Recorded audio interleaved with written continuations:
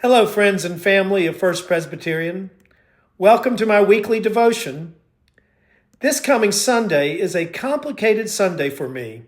It always has been. It is Christ the King Sunday, which always seems to fall on the Sunday just before Thanksgiving. So I feel I must make a choice in my preaching. Do I preach on the theme of Thanksgiving, or do I preach on the theme of Christ the King?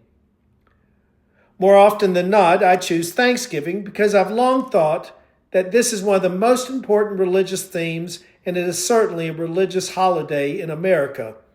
And it's so important to give thanks. But when I've done that, I've neglected Christ the King Sunday. So what's a pastor to do? Well, this year I have no conflict because I am preaching for the community Thanksgiving service on Sunday night at 7 p.m. at Beth Eden Lutheran, so I can celebrate Thanksgiving then. I hope to see you there. So this coming Sunday morning, I'm going to focus on Christ the King. I recently learned that Christ the King Sunday is a relatively new Sunday in the liturgical year. It's only 99 years old. It was put on the liturgical calendar by Pope Pius XI in 1925. It was a time of rising secularism and rising atheism. It was a time when authoritarian leaders were on the rise. Is anything new in the world? Anyway, the Pope wanted to make sure the world knew who really was in charge. And it was not the earthly rulers, but it was Christ the King.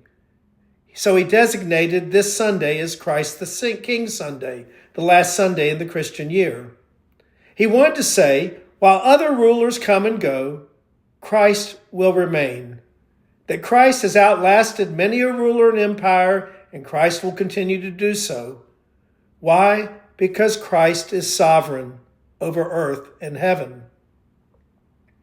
I was thinking about all of that, and then I realized something.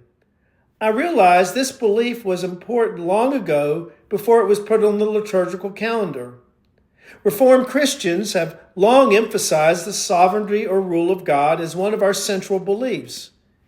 This belief in God's sovereignty simply means that God is ultimately in charge of God's world. And that belief has brought comfort to so many Christians. I think this was the faith that sustained the Pilgrims. As they escaped persecution looking for religious freedom, they traveled over that ocean to an unknown world.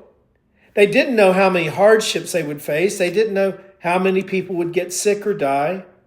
But they journeyed on their pilgrimage, believing that God was in charge of their lives and their destinies, that God was in charge of the world. They journeyed believing they were following the will of God for them as they journeyed into their new world. They came. And when the harvest finally came in after such hard work, after so many hardships, they gathered to give thanks to God, believing that these were gifts of God. Or in the words of the musical Godspell, all good gifts around us are sent from heaven above. So thank the Lord for all his love.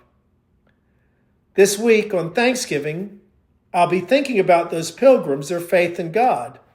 And I'll be joining you as we give thanks to the Lord as they gave thanks to the Lord. And I hope you will have a joyous Christ the King Sunday and a happy Thanksgiving.